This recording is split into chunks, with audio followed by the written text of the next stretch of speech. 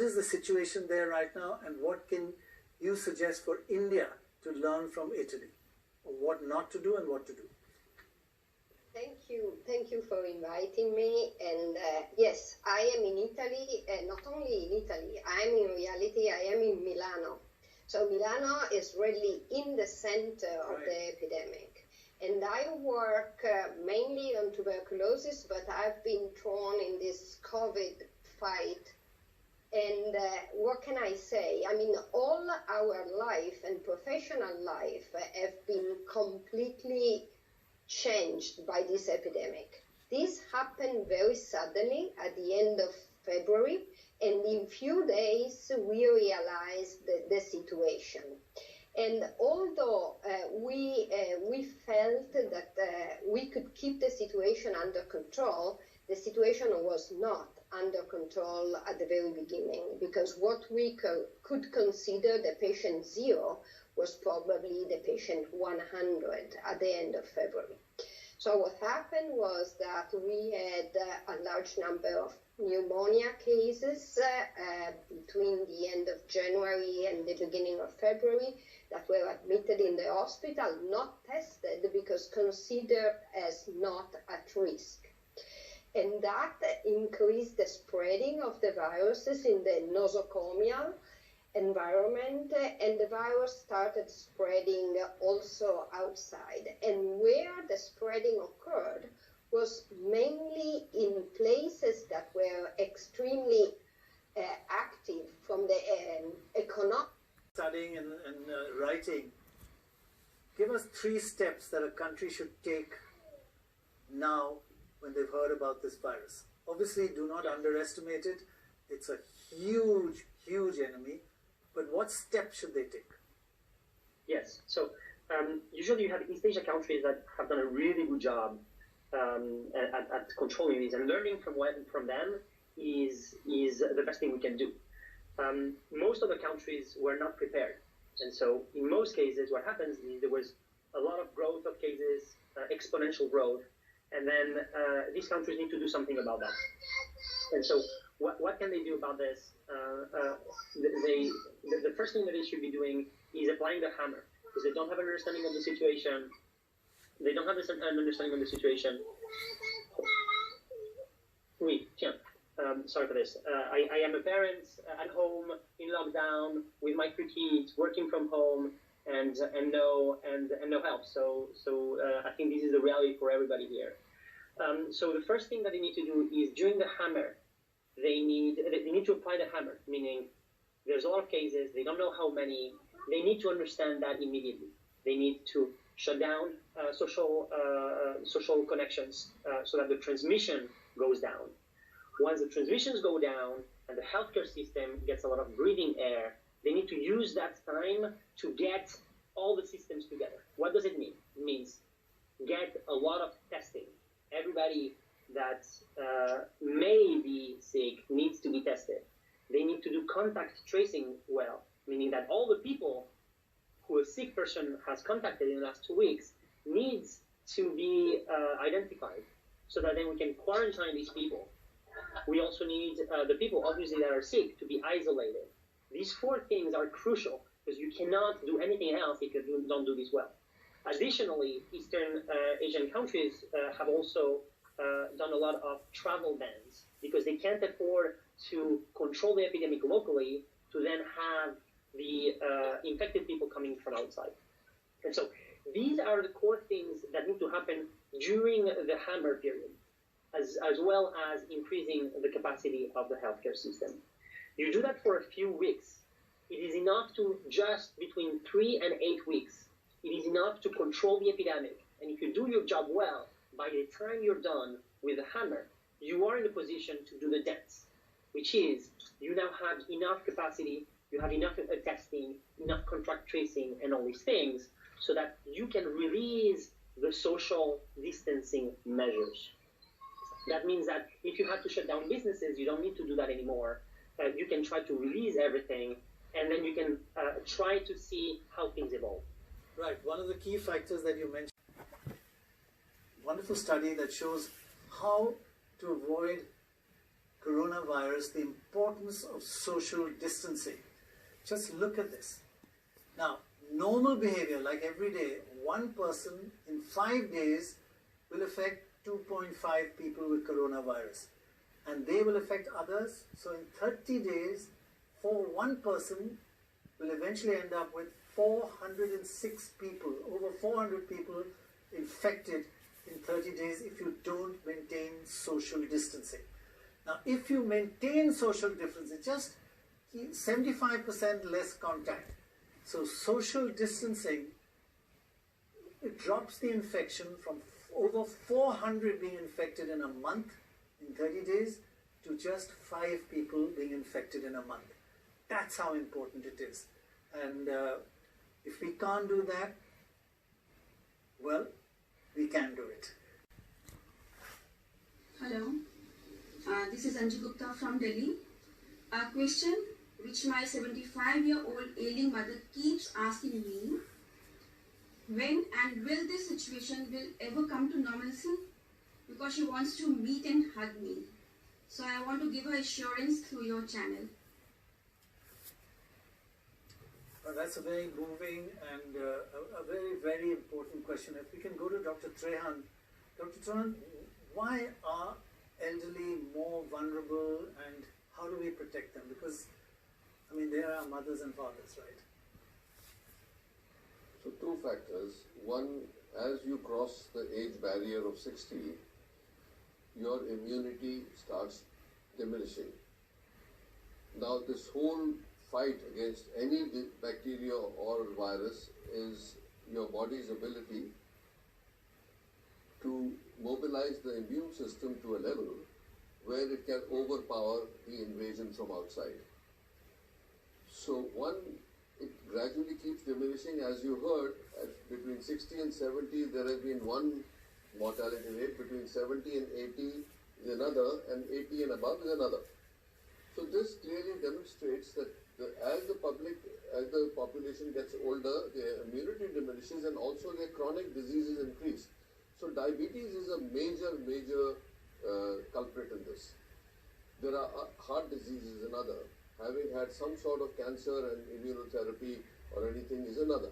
So if you add up all these things, then the elder people become absolutely, like you said, this in some populations has gone up to 15-20%.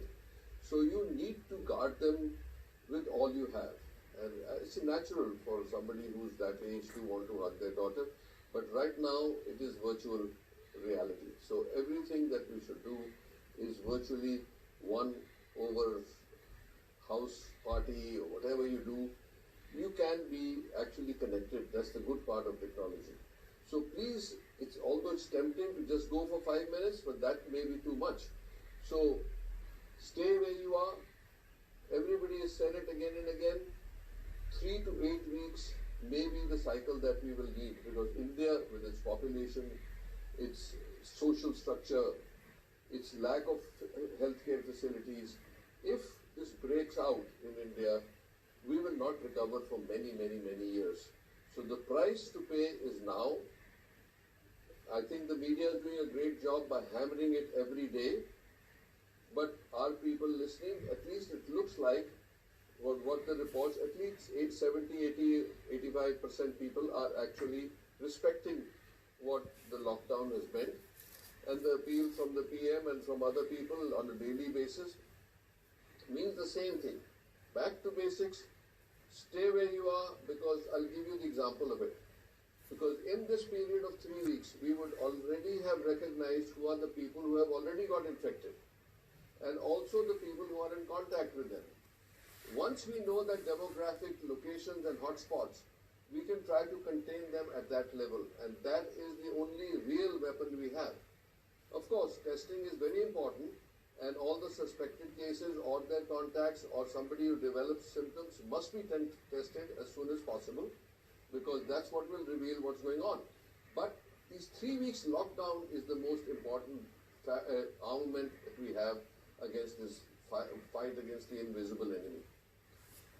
Right, Dr. Chen, Yankee Lama, will 14 days of quarantine cure an affected person? will 14 days of quarantine cure any affected person? And another one from Amit Singh. What are the guidelines? What are the guidelines for cleaning food items, especially vegetables? Is that back on vegetables? And what should people wash their vegetables with? So is food also a source? We can go to Dr. Guleria. But before I go, I'd also like to couple an observation made by Dr. Trayan that people are listening, there is shutdown, but we must also remember that immense number of the poorest of the poor are suffering terribly at the moment. They live on daily wages, they can't get back to their homes, they can't afford food to eat. We cannot allow that to continue. We can't shut down. It's crucial to shut down and hand out food and money to the poorest of the poor when you do it. I'm sure Dr. Guleria also feels that. But in answer to both those questions on quarantine, Dr. Guleria, what's your point of view? So the 14-day quarantine is not that you'll get cured. You'll get cured much before that. You will have symptoms on the 5th or 6th day, and you may become all right by the 10th day. The 14th day is to quarantine is to make sure that if you're infectious, you don't pass it on to others. And therefore, by the 14th day, you will become non-infectious. And to be on the safe side, what we are doing is that we're testing all people even when after 14 days to make sure that the throat swab is negative. And this is done twice, 24 hours apart. So I think the 14-day quarantine is more to prevent the transmission rather than saying that you will be cured. Many people will get cured, like you said, they will have a very mild illness, a flu-like illness. Majority will have that, and they will actually become all right, and without realizing what has happened to them, they will actually go away. So I think that is something that we need to keep in mind. The other important thing is regarding vegetables and other material. By and large, they all say we should wash them in soap water if we can. They say it is also true for a large number of other things, which could include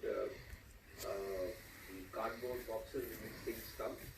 It's important to be careful that you use them because, as we mentioned, it's a droplet infection. Droplets get settled on surfaces. So regular cleaning of surfaces is the most important thing. Regular hand washing, especially when you come from outside or you handle something like that, is very, very important.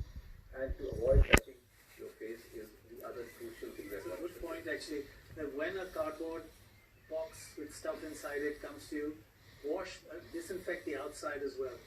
And the other important thing, Dr. Guleria, is this a fact, because there's so much myth versus facts in all this, that actually soap, which 98% of India uses, is actually more effective than sanitizers, which are now in short supply because everybody thinks that's what works better.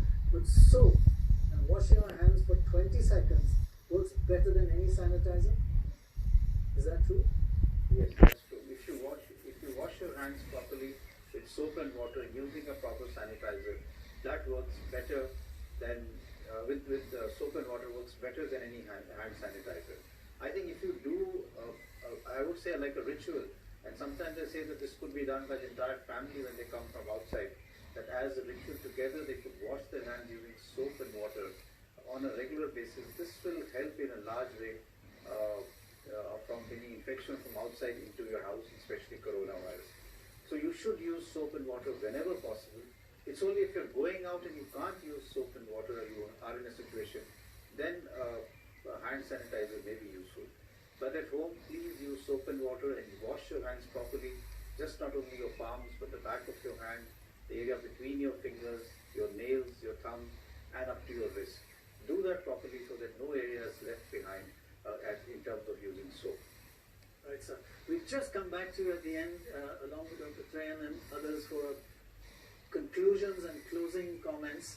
But first, let's have a look at 5 steps. Now, we're going a bit beyond the individual and how you should avoid. We'll mention that also.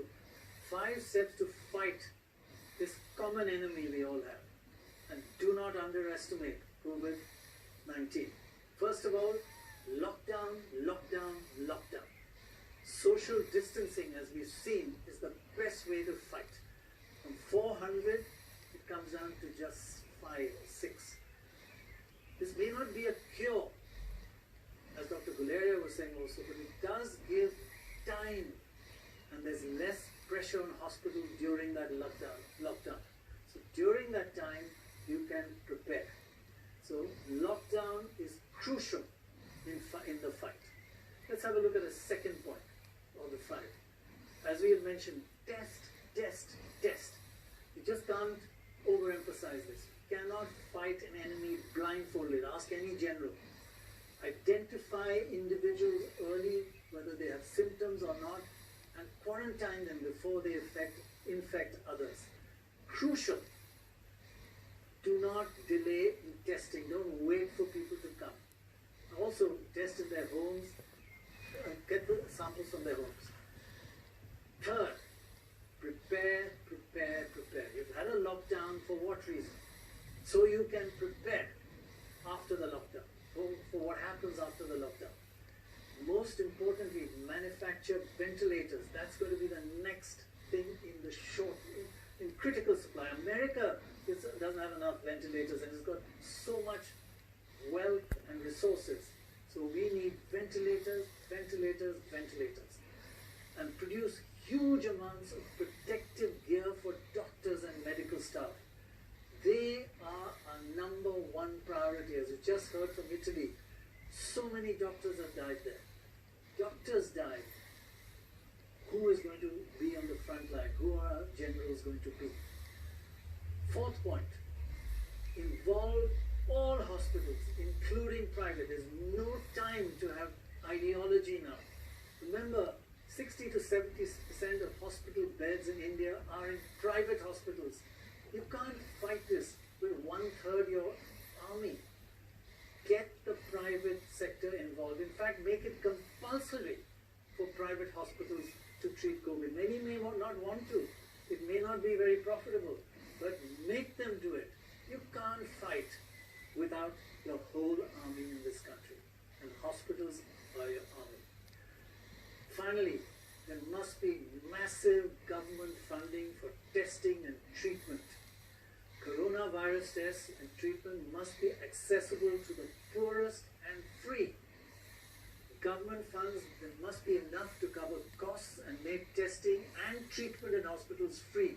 And we would add one more thing, although that's going into our next show on this. On the economic front, give money directly to the poorest. Give food directly to the poorest. Put it in their hands. Travel around, go to them, help them. They are dying at this moment. They're in a terrible condition with the lockdown and no money. Go away and come back. You are at the heart of the crisis. Tell us what it's like and tell us what we should do in India and what lessons you would give us. Well, right now we are in a battle. We're in a war in New York. I've never seen a city like this. I walk out on the streets. Streets that used to be lively with bar doors or cafes full. One of my favorite cities in the world, yeah. Yeah, biggest city. I mean, New York represents what the world is. Right. In some ways, we're 2 weeks behind where Italy was, and India is 2 weeks behind us. It's incredible. I think the steps that the government has taken are extremely strong and proactive. These are the necessary steps. The American government had time.